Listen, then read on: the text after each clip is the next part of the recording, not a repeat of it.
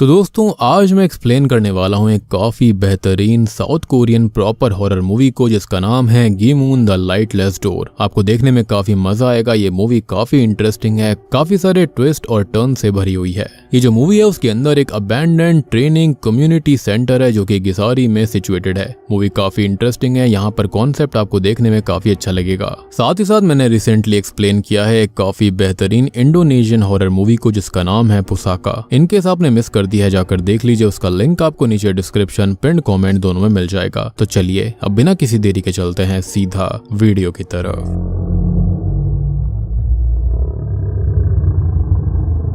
तो कहानी की शुरुआत होती है जहां पर हमको बताया जाता है कि कुछ लोगों की आत्माएं उसी जगह पर रह जाती है जहां पर उस शख्स की मौत होती है और ऐसे में ये आत्माएं भटकती आत्मा बन जाती हैं। लेकिन इन रूहों को या फिर आत्माओं को मुक्त करने के लिए एक एंशिएंट इंडियन डैगर का इस्तेमाल किया जाता है जिसका इस्तेमाल तिब्बतियन शेमन्स एक्सॉर्सिज्म के दौरान भी करते थे। जिसके बाद हमें एक पोर्टल के बारे में बताया जाता है जिसका नाम गीमून पोर्टल है जो कि मरे हुए और जिंदा लोगों की दुनिया को जोड़ता है। जिसके बाद हम एक अबैंडन्ड कम्युनिटी सेंटर के अंदर कुछ वर्कर्स को काम करते देखते हैं। उनमें से एक वर्कर दीवारों को तोड़ रहा था कि इसी बीच उसे कुछ ऐसा दिखता है जिसको देखकर वो काम रोक देता है। उसका साथी उससे काम को जारी रखने के लिए कहता है, लेकिन दीवार के अंदर से उसे एक लड़की की चिनी हुई लाश मिलती है जो कि काफी ज्यादा टेरिफाइंग था। अब ये सब देखकर ये लोग डर जाते हैं। जिसके बाद सीन चेंज होता है। उस बिल्डिंग के बारे में सभी को पता चल चुका था और इस पूरी घटना को खबर में बताया जा रहा था कि वहाँ पर एक लड़की की लाश मिली है। खबर के जरिए हमको बताया जाता है कि जो बॉडी कम्युनिटी सेंटर से मिली है वो अभी भी वेल प्रिजर्व्ड है। साथ ही साथ ये बॉडी जो थी वो पास्ट में ही घटित कुछ ग्रूसम खूनों से रिलेटेड थी जो कि एक सीरियल किलर द्वारा किए गए। अब इस खबर को वो वर्कर भी देख रहा था जिसको उस लड़की की लाश मिली थी,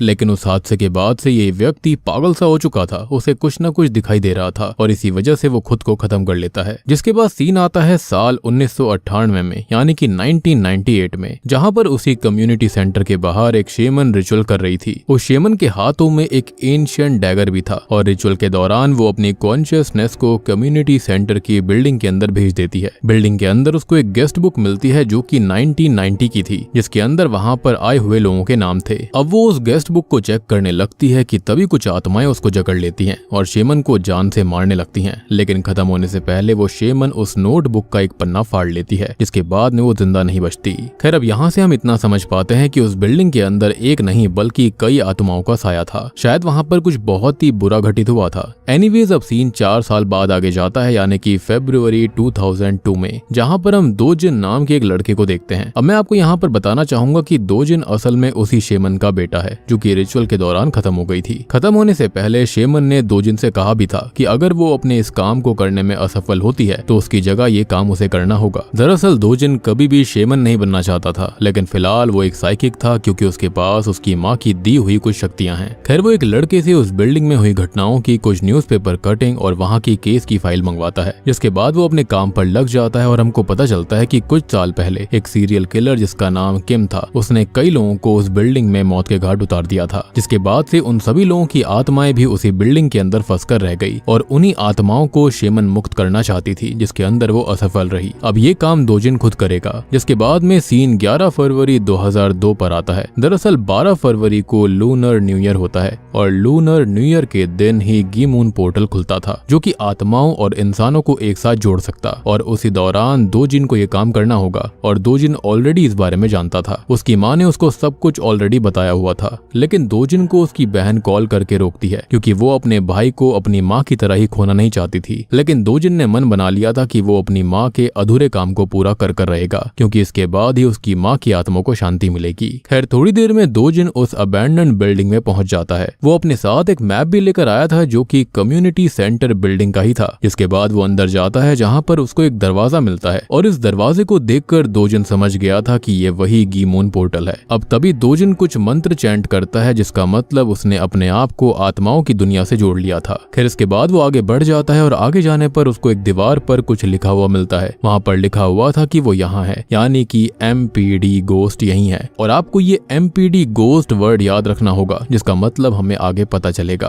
खैर इसके बाद वो ऊपर जाने लगता है और जाते वक्त उसे दीवार पर एक हाथ का निशान भी मिलता है जो कि बिल्कुल उसी के हाथ के साइज का था। जिसके बाद वो मैप देखते हुए आगे बढ़ता है और आगे बढ़कर वो मेंटेनेंस ऑफिस पहुंच जाता है, जहां से उसे वही 1990 की गेस्ट बुक मिलती है जिसका एक पन्ना गायब था, और वो पन्ना दोजिन के पास था, जो कि उसकी माँ के द्वारा उसको मिला होगा या फिर उसकी आत्मा ने दिया होगा, कुछ भी हो सकता है। खैर इसी बीच कोई आत्मा वहां पर आने लगती है जिसको देखकर दोजिन छिप गया था। खैर अब यहीं से सीन 1996 पर आता है, जहां पर हम 3 कॉलेज स्टूडेंट्स हायंग, तेहून और वॉन्जे को देखते हैं। वो लोग कम्युनिटी सेंटर वाली बिल्डिंग में वीडियो शूट करने आए थे, क्योंकि उस समय इस बिल्डिंग के हॉन्टेड होने के काफी किस्से शहर के अंदर फैले हुए थे। वो वीडियो असल में एक कॉन्टेस्ट के लिए बना रहे थे, और अगर वो इस वीडियो के जरिए कॉन्टेस्ट में जीत गए तो उनको ढेर सारे पैसे मिलने वाले थे। लेकिन उनको ये नहीं पता था कि उन्होंने यहाँ पर आकर कितनी बड़ी गलती करी है। खैर अब यहाँ पर वॉन्जे कैमरा हायंग की तरफ करता है कि तभी वो कैमरा ग्लिच होने लगता है, लेकिन इस पर वो ध्यान नहीं देते। इसी बीच ये तीनों हंसी मजाक कर रहे थे, लेकिन तभी उन्हें एक बहुत ही अजीब सी थर्ड साउंड सुनाई देती है, और इसी चीज को वो मजाक में भी लेते हैं। जिसके बाद ये तीनों ऊपर छत पर जाते हैं, जहां जाकर वो लोग हायंग को शूट करने लग गए थे, और उनके पास सिर्फ 4 ही मिनट थे शूट करने के लिए, क्योंकि 4 मिनट के बाद 12 बजने वाले थे, और अगला दिन मतलब कि 19 फरवरी आ जाता, जिस दिन लूनर न्यू ईयर 1996 में होने वाला था। खैर हायंग बताती है कि कई सालों पहले बिल्डिंग के कस्टोडियन ने कुछ गेस्ट और ओनर को एक शवल की मदद से खत्म कर दिया था, और ये सभी चीज उसने तीसरे फ्लोर पर की थी। उसने ऐसा क्यों किया, इसका रीजन अभी भी अननोन है, क्योंकि लोगों को खत्म होने के बाद उसने खुद को भी खत्म कर लिया था, यानी कि इस राज पर से पर्दा कभी उठ नहीं पाया। लेकिन हुआ ये कि उसके बावजूद भी यहाँ पर मौतें कभी रुकी नहीं, लोग फिर भी मरते रहे। यहाँ पर जो कोई भी आया करता वो खत्म हो जाया करता। और उसके बाद एक रूमर फैला कि हर लूनर न्यू ईयर में वो दरवाजा खुलता है, यानी कि गीमून डोर, और बिल्डिंग की छत से एक पूरा चांद दिखाई देता है, और वो सिर्फ यहीं से विजिबल हुआ करता। लेकिन टाइम पीरियड के हिसाब से वहां पर फुल मून का कोई सेंस नहीं बनाता था। खैर अब उनकी बातों के ही बीच में होता यह है कि 12 बज जाते हैं और आज 19 फरवरी थी, मतलब कि उन्हें वो मून दिख जाना चाहिए था, लेकिन उनको वहां पर कुछ भी नहीं दिखाई देता, और वो लोग इन बातों को बकवास समझते हैं। लेकिन वॉन्जे को वो मून अपने वीडियो कैमरा के जरिए दिख रहा था, यानी कि ये काफी ज्यादा वियर्ड चीज थी, और ये बात वो उन दोनों को भी बताता है। खैर अब ये तीनों ही ये देखकर समझ जाते हैं कि यहाँ के बारे में जो रूमर्स फैले हुए थे वो असल में रूमर्स नहीं है बल्कि सच्चाई है। खैर अब ये तीनों ही फुल मून देखने में व्यस्त हो गए थे कि इसी बीच छत का दरवाजा अपने आप बंद हो जाता है, और वो लोग उस दरवाजे को खोलने की कोशिश करते हैं, लेकिन ये दरवाजा नहीं खुलता। खैर इसके बाद में सीन वापस से 2002 में आता है, जहां पर हम दोजिन को देखते हैं। दोजिन को सारी सोल्स का एग्जॉर्सिज्म करना था और उनको मुक्त करना था, लेकिन उसके लिए उसे उन आत्माओं के नाम की जरूरत पड़ेगी जो कि गेस्ट बुक के अंदर मौजूद थे, लेकिन उन नामों में से कुछ नाम मिसिंग हो रखे थे। इसलिए दोजिन अपनी कॉन्शियसनेस को सितंबर 1990 में भेजता है, जहां पर इसी दिन किम ने वहां के सारे लोगों को खत्म कर दिया था। 1990 में आकर वो सोल्स को ढूंढता है ताकि वो उनको मुक्त कर सके। अब वहीं एक कमरे के अंदर उसको एक आत्मा मिलती है जिसका नाम उस गेस्ट बुक में लिखा हुआ था। वो उसे मुक्त करने लगता है, और उसे मुक्त करने के लिए उसके पास वही इंडियन डैगर था जिसके बारे में मैंने मूवी की शुरुआत में आपको बताया, और ये डैगर उसे उसकी माँ से मिला था। खैर वो उसे मुक्त करने ही वाला था, लेकिन तभी उसे कुछ आहट सुनाई देती है और एक आत्मा उस पर हमला कर देती है, लेकिन किसी तरह से वो आत्मा से लड़कर उसको स्टैब कर देता है, जिसके बाद वो उसका नाम लेता है और उस डैगर की मदद से उसको मुक्ति दिला देता है। और ये जो डैगर था वो स्पेशल डैगर था जिसकी मदद से वो आत्माओं को भी पेनिट्रेट कर सकता है। खैर अब सीन 1996 में आता है, जहां पर ये तीनों गोस्ट को कैप्चर करने के लिए क्यूरियस हो रहे थे। वो 3rd फ्लोर पर जाते हैं जहां पर किम ने अपने काम को अंजाम दिया था। अब ये लोग वहीं पर शूट कर रहे थे कि तभी उन्हें कुछ अजीब सी आवाज आने लगती है कि इसी बीच हायंग वो कैमरा लेकर भाग जाती है। वो दोनों उसको पकड़ने की कोशिश करते हैं और आगे जाकर वो हायंग को जमीन पर बैठा देखते हैं। हायंग कैमरा लेकर इसलिए भागी थी ताकि वो साबित कर सके कि वो स्ट्रॉन्ग है और डरती नहीं है। साथ ही साथ उसने उस अजीब सी आवाज के बारे में भी पता लगा लिया था। दरअसल जमीन पर पड़ा हुआ कारपेट फट चुका था और हवा की वजह से वो हिल रहा था, और ये आवाज उसी कारपेट की थी। ये सुनकर वो लोग चैन की सांस लेते हैं, लेकिन तभी उनको एहसास होता है कि वहां तो कोई हवा चली नहीं रही है, वो जगह तो बिल्कुल पैक्ड हो रखी थी। और अब वो तीनों ही डरने लगते हैं। उनका सारा हंसी मजाक 1 सेकंड में निकल जाता है। अब तेहून और वॉन्जे कैमरा के अंदर देखते हैं, जहां पर उनको हायंग डरावनी दिखाई देती है, और ये देखकर वो काफी डर जाते हैं। इसके बाद हायंग खुद को कैमरा में देखती है और उसे उसका चेहरा खून से लथपथ दिखाई देता है, जिसको देखकर वो काफी घबरा गई थी। अब उन लोगों को एहसास हो चुका था कि यहाँ पर आकर उन्होंने कितनी बड़ी गलती करी है। वो लोग वहाँ से भागने लगते हैं जहाँ पर हायंग पीछे रह जाती है, लेकिन उसके बाद हायंग उनके पास आती है और उनको लग रहा था कि वो पजेस्ड है, लेकिन ऐसा नहीं था। खैर अब वो वहाँ से निकलने लगते हैं, लेकिन वॉन्जे वहीं पर रुक जाता है क्योंकि उसे अपना कैमरा वापस चाहिए था। वो कैमरा लेने के लिए आगे बढ़ता है, लेकिन उसे अजीब सी आवाजें आने लगती हैं जिससे कि वो काफी डर गया था। तभी वहाँ पर हायंग और तेहुन मिलते हैं, लेकिन वो तो नीचे गए थे, तो फिर वो दोबारा से तीसरे फ्लोर पर कैसे आ गए। तभी उनको एहसास हो जाता है कि वो लोग असल में तीसरे फ्लोर से नीचे जा ही नहीं पा रहे थे। वो लोग असल में एक लूप में फंस चुके थे क्योंकि सारा का सारा कांड तीसरे फ्लोर पर ही हुआ था। दूसरी ओर हम 1990 के अंदर दोजिन की कॉन्शियसनेस को देखते हैं कि तभी उसे किसी के चिल्लाने की आवाज आती है और वो वॉन्जे की आवाज थी। वॉन्जे की आवाज सुनकर वो उसे उसके बारे में पूछता है। तब वॉन्जे बताता है कि वो लोग खतरे में हैं और तब दोजिन उसे कहीं पर छुपने के लिए कहता है। अब यहाँ पर आप लोगों को कंफ्यूजन हो रही होगी कि आखिर ये चल क्या रहा था। वॉन्जे तो यहाँ पर 1996 में गया था, जिसके बाद उसने अपनी कॉन्शियसनेस को 1990 में भेजा। तो दोस्तों यहाँ पर मैं आपको बताना चाहूंगा कि यहाँ पर सारा का सारा वक्त एक हो चुका था। यहाँ पर 1996, 1990 या फिर कुछ और मैटर नहीं करता, यहाँ पर सब कुछ मर्ज हो चुका था और असल में ये सब उसी गीमून डोर की वजह से हुआ था। यानी कि गीमून डोर जो है वो खाली आत्माओं को और इंसानों को जोड़ता नहीं है, बल्कि वो वक्त को भी एक कर देता है। खैर दोजिन 304 रूम नंबर में जाता है जहाँ पर वो दो आत्माओं को ढूंढने लगता है उनको मुक्त करने के लिए, लेकिन उसे वहाँ पर कोई नहीं मिलता। तब उसे क्लोजेट के अंदर एक लड़की मिलती है। वो उससे उसका नाम पूछता है, लेकिन वो अपना नाम नहीं बताती। तब दोजिन उसको एक कैंडी देता है जिस पर वो अपना नाम युन मीरिन बताती है, लेकिन ऐसी कोई लड़की उस बिल्डिंग में होनी ही नहीं चाहिए थी। और तो और मीरिन नाम की कोई भी एंट्री उस गेस्ट बुक में कभी भी नहीं थी। खैर ये जो कुछ भी हो, दोजिन उसे मुक्त करना चाहता था, लेकिन तभी वहाँ की लाइट्स ऑफ हो जाती हैं और मीरिन उसके सामने अपना डरावना रूप लेकर आती है, जिसके बाद ढेर सारी आत्माएं दोजिन को पकड़कर उसी तरह से खत्म करने लगती हैं जिस तरह से दोजिन की माँ को खत्म करा गया था। लेकिन दोजिन जो होता है वो किसी तरह से खुद को आजाद करता है और वहाँ से जाने लगता है, लेकिन तभी उसे जमीन में से एक मिसिंग पोस्टर मिलता है जो कि मीरिन का ही था। दूसरी ओर ये तीनों स्टूडेंट जो होते हैं वो वहां से निकलने की कोशिश कर रहे थे, लेकिन वो बार बार एक ही फ्लोर यानी कि थर्ड फ्लोर पर आ जाया करते, जिसके बाद वो लोग फर्स्ट फ्लोर पर पहुंचते हैं जहां पर गीमून डोर था, लेकिन वो दरवाजा वहां से गायब हो गया था और अब उनको समझ में नहीं आता कि वो यहाँ से कैसे जाएंगे। तब तेहुन कहता है कि उन्हें छत से किसी तरह से नीचे जाना होगा और उनके पास यही एक रास्ता है। वो बात कर ही रहे थे कि तभी उन्हें कुछ आवाज आती है जैसे कि कोई उनकी तरफ बढ़ रहा हो। वो देखते हैं कि वो किम की आत्मा थी जिसके हाथों में वो शवल था। खैर अब इस खौफनाक मंजर को देखकर ये तीनों चिल्लाते हैं और मीनवाइल दोजिन 304 रूम नंबर से बाहर निकलता है और वहां से जाने लगता है, लेकिन घूम फिर कर दोजिन भी वहीं पर आ रहा था, मतलब कि अब वो भी लूप में फंस गया था। इसी बीच किम की आत्मा उसके पास आने लगती है जिससे दोजिन लड़ने लगता है। तभी किम की आत्मा दोजिन को जोर से उसी शवल से मारती है जिससे कि वो वहीं पर गिर जाता है कि तभी उसे उसकी माँ का सपना आता है जब उनकी मौत हुई थी और तभी किम वहां से गायब हो जाता है। दोजिन अपनी माँ को आवाज लगाने लगता है, लेकिन इसी बीच दोजिन को किम की आवाज आती है। दोजिन अपना डैगर उठाकर तैयार था, लेकिन इसी बीच मीरिन आकर उसको रोक देती है। वो कहती है कि अगर वो वहां पर गया तो खत्म हो जाएगा। दोजिन उसकी बात मान लेता है क्योंकि वो ऑलरेडी घायल था और उसके सर से खून आ रहा था। खैर मीरिन उसे अपने साथ ले जाती है और जाते हुए दोजिन अपने हाथ दीवार पर रखता है जिससे कि उसके हाथ का निशान उस दीवार पर लग गया था। और जब दोजिन बिल्डिंग में आया था तब आपको याद होगा कि उसे भी एक हाथों का निशान दीवार पर मिला था जो कि असल में किसी और का नहीं बल्कि खुद दोजिन का ही था। यानी कि आपको समझ में आया होगा कि यहाँ पर टाइम बिल्कुल अलग तरह से चल रहा था।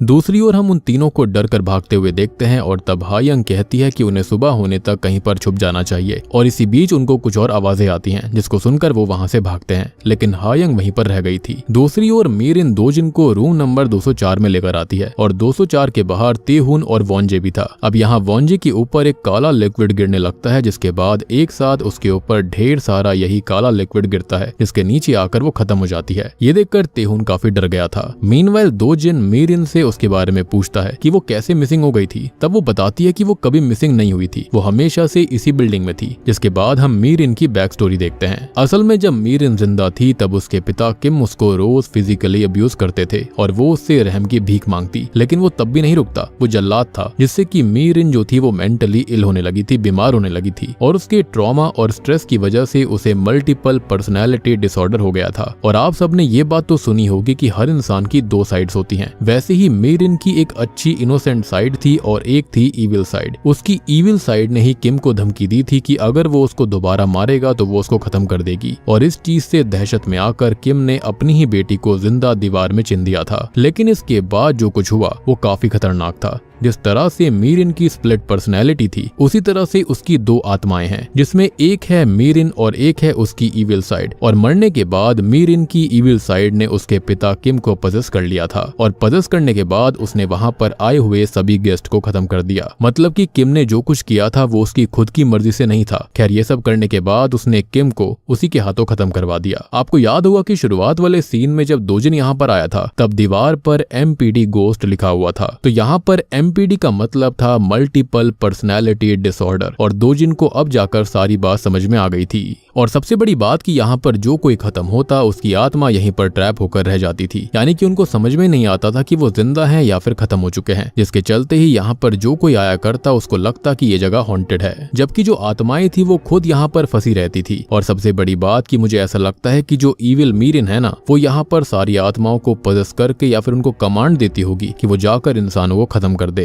दूसरी ओर हायंग उस जगह पर पहुंच जाती है जहां पर मीरिन को दीवार के अंदर चुनकर ही मार दिया गया था, और तभी उस दीवार के अंदर से मीरिन की इविल आत्मा आती है जो कि हायंग पर हमला कर देती है। और दूसरी ओर दोजिन मीरिन से उसकी इविल साइड वाली आत्मा का नाम पूछने लगता है, लेकिन मीरिन उसका नाम नहीं ले पाती। तब दोजिन उससे सख्ती से पूछता है, लेकिन तभी मीरिन की इविल आत्मा मीरिन की आत्मा पर हावी हो जाती है और वो दोजिन को दूर फेंक देती है, यानी कि उसकी इविल पर्सनैलिटी इनोसेंस के ऊपर भारी पड़ गई थी। इसके बाद दोजिन बेहोश हो जाता है।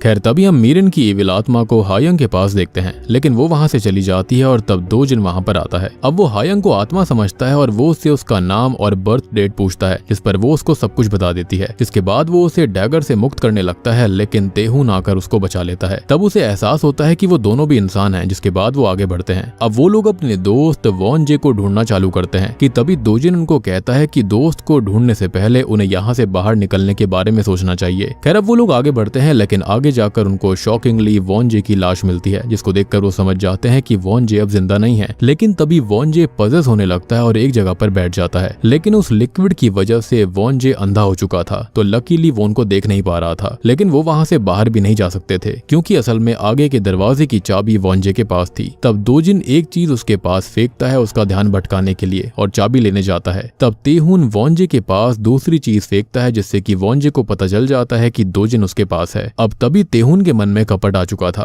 वो चाबी लेकर अकेला ही वहां से निकलने लगता है। तब दोजिन जो होता है वो किसी तरह से वॉन जे से पीछा छुड़वाकर वहां से बचकर तेहून के पास आता है। अब वो तेहून की इस हरकत से काफी नाराज था, जिसके बाद वो आगे बढ़ते हैं, जहां पर अचानक से तेहून को कुछ हो जाता है और वो दीवार पर लिखने लगता है कि MPD गोस्ट यहाँ पर है, मतलब कि ये सब तेहून ने ही लिखा था। और ये देखकर दोजिन हायंग से आज की डेट पूछता है। तब वो बताती है कि आज है 19 फरवरी 1996। ये सुनकर दोजिन समझ जाता है कि हायंग और तेहून ऑलरेडी खत्म हो चुके हैं और उन्हें तो उसके साथ भी नहीं होना चाहिए था। मतलब कि आपको समझ में आ चुका होगा कि 1996 में जब ये तीनों लोग यहाँ पर आए थे तो इनकी मौत हो चुकी है ऑलरेडी, और जो प्रेजेंट टाइम है वो किसी और का नहीं बल्कि वो दोजिन का ही है, क्योंकि वो 2002 में इस बिल्डिंग के अंदर आया था। लेकिन दरवाजा यानी कि गीमून डोर की वजह से वक्त एक हो चुका था, तो बेसिकली वो यहाँ पर इनकी स्पिरिट्स को देख पा रहा है। और हमको साथ ही साथ 1996 में क्या हुआ था वो भी दिखाया जा रहा था कि यहाँ पर चीजें काम कैसे करती हैं। खैर, अब ये जानने के बाद कि ये सभी खत्म हो चुके हैं, दोजिन डैगर से हायोंग को मुक्त करने के लिए आगे बढ़ता है, लेकिन हायोंग उसे दूर रहने के लिए कहती है और तब जाकर वो उसको रियलिटी चेक देते हुए कहता है कि वो ऑलरेडी खत्म हो चुकी है। ये सुनकर हायोंग को उस पर विश्वास नहीं होता और वो उसे कहती है कि वो जिंदा है, लेकिन तभी हायोंग की आंखों से वो काला लिक्विड निकलने लगता है और यहाँ पर हायोंग दोजिन पर हमला कर देती है, ये कहते हुए कि वो जिंदा है और वो झूठ बोल रहा है। दोजिन उसको समझाता है कि अगर उसने ऐसा नहीं किया तो वो इसी बिल्डिंग के अंदर फंस कर रह जाएगी, जो कि वो फंस कर रह भी चुकी है। लेकिन तभी पीछे से आकर तेहून दोजिन को स्टैब करता है, क्योंकि अब वो पागल सा होता जा रहा था। दरअसल मीरिन की इविल साइड ने उससे ये सब करने के लिए कहा था और उसने उससे वादा किया है कि अगर वो दोजिन को खत्म कर देगा तो वो उसे यहाँ से आजाद कर देगी। बेसिकली यहाँ पर मीरिन की इविल साइड को डर था कि दोजिन उसको खत्म कर सकता है, जिसकी वजह से वो ऐसा कर रही है,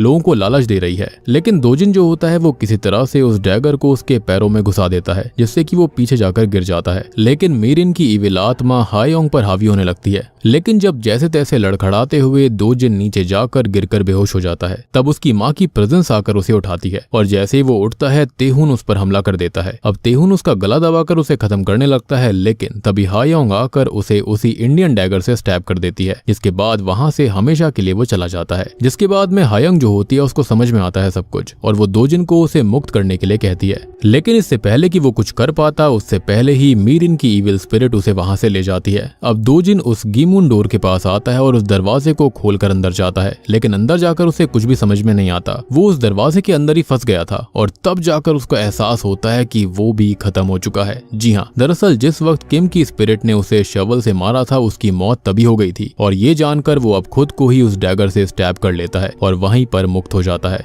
क्योंकि वो वहां पर फंस कर रहना नहीं चाहता था। यानी कि कहीं ना कहीं वो भी अपने काम में नाकामयाब रहा। यानी कि मीरिन की इविल स्पिरिट काफी शक्तिशाली है, वो सारी की सारी स्पिरिट्स को कंट्रोल करती है। साथ ही साथ उन स्पिरिट्स को याद भी नहीं रहता कि वो जिंदा है या फिर नहीं है। लेकिन इसका एक सॉल्यूशन है, या फिर ये कहें कि उनको एहसास तब होता है जब उनके अंदर से वो काला लिक्विड निकलने लगता है, तब उनको एहसास हो जाता है कि हाँ वो जिंदा नहीं है। यानी कि जब दो जिन 2002 से 1996 और 1990 में गया था, तो बेसिकली वो एक तरह से पास्ट को देख रहा था और वहां पर जो हमको 3 लोग दिखाए गए थे वो ऑलरेडी 1996 में खत्म हो चुके थे। यानी कि ये 3 स्टूडेंट्स ऑलरेडी 1996 में खत्म हो चुके हैं। यहाँ पर खाली हमको ये दिखाने की कोशिश करी गई है कि यहाँ टाइमलाइन कैसे चलती है और आखिर यहाँ पर क्या क्या होता है, क्योंकि हमको अभी तक ये पता नहीं चला था कि बिल्डिंग के अंदर किस तरह से लोग मारे जाते थे। तो यहाँ पर लोग इस तरह से खत्म हुआ करते। खैर, अब इसके बाद सीन दोबारा स्टार्टिंग में आ जाता है, यानी कि 2002 में ही, और जब दो जिन उस बिल्डिंग में गया था। जिसके बाद हमें वो गीमून डोर दिखाया जाता है, के बाद सीन थोड़े दिन बाद शिफ्ट होता है, जहां पर दो जिन की बहन जो होती है अब उसको ढूंढते हुए उसी बिल्डिंग के पास आ गई थी, क्योंकि कहीं ना कहीं वो भी उनकी ही बेटी है, यानी कि उसी शेमन की, जिसके चलते उसके पास भी शक्ति होगी और शायद से अब उसको वो डैगर और सारी चीजें यहीं पर मिलेंगी, जिसके चलते वही कुछ कर सकती है। और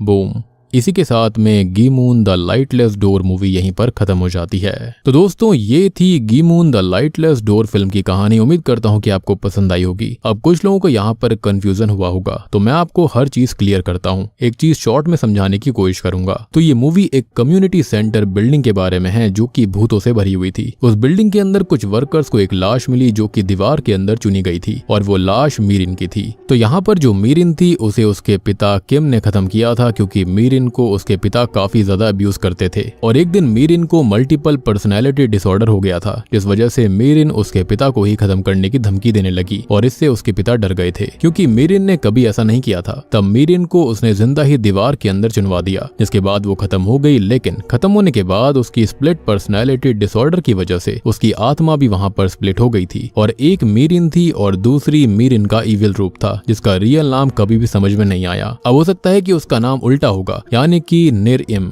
और यहाँ पर खाली मैं खुद से बोल रहा हूँ, ऐसा रियल में कुछ भी नहीं था, लेकिन ये खाली एक अंदाजा है। खैर, मीरिन के इविल रूप ने किम को पजेस किया था और बिल्डिंग के अंदर मौजूद सभी लोगों को खत्म कर दिया। बेसिकली वो उसका हेटरेड था, जिसके बाद से ही उन लोगों की आत्मा उसी बिल्डिंग में कैद हो गई थी। वो एक लूप के अंदर फंस चुके थे। अब जो कोई भी वहां पर आया करता, यानी कि उसी गीमून लाइटलेस डोर की मदद से, तो वो इविल स्पिरिट जो थी वो उनको भी खत्म कर दिया करती थी, क्योंकि ये जो गीमून डोर था उसी की मदद से यहाँ पर सारी टाइमलाइन एक हो जाया करती थी और यही एक तरीका था उसको खत्म करने का, साथ ही साथ उस इंडियन डैगर की मदद से। लेकिन कभी भी इविल रूप का नाम पता ही नहीं चल पाया था, तो इसके चलते उसको कैसे खत्म कर सकते थे। अब वो शेमन जो थी वो उन आत्माओं को मुक्त करना चाहती थी, लेकिन मीरिन की इविल आत्मा ने उसको खत्म कर दिया, जिसके बाद में ये काम उसके बेटे ने अपने हाथों में लिया। लेकिन यहाँ पर वो भी खत्म हो चुका था। यहाँ पर हमें टाइम ट्रेवल का भी कॉन्सेप्ट दिखाया गया था, यानी कि ये गीमून डोर जो है वो आत्माओं को और इंसानों को एकजुट नहीं करता, बल्कि ये टाइमलाइंस को भी एक कर देता है। और ये चीज तो हम देख ही चुके हैं कि दो जिन और बाकी लोग कैसे एक लूप के अंदर फंस गए थे। वहां पर फ्यूचर, पास्ट और प्रेजेंट सब कुछ एक हो जाता था, जैसे कि वहां पर वो हाथों का निशान होना, मल्टीपल पर्सनैलिटी डिसऑर्डर, गोस्ट का लिखा होना, वो सब उन्होंने खुद ही किया था। और यहाँ पर ये जो गीमून डोर है ना, वो खास दिन पर खुलता था, यानी कि लूनर मून पर, यानी कि नए साल के दिन ही वो खुला करता। और यहाँ पर ये तीनों ही कॉलेज स्टूडेंट और दो जिन उस समय पर आए थे जब नया साल आने वाला था, और इसी वजह से उनकी टाइमलाइन आपस में कनेक्ट हो गई थी। और अब यहाँ पर आखिरी उम्मीद कोई और नहीं बल्कि उस शेमन की बेटी, यानी कि दो जिन की बहन ही है। शायद से वही अब कुछ कर सकती है। तो उम्मीद करता हूँ कि आपको ये वीडियो पसंद आई होगी। पसंद आई है तो वीडियो को लाइक कर दीजिए, और अगर आपका कोई डाउट है तो आप कॉमेंट सेक्शन में पूछ सकते हैं। तो मैं आप सबको मिलता हूँ अगली वीडियो के साथ में, तब तक के लिए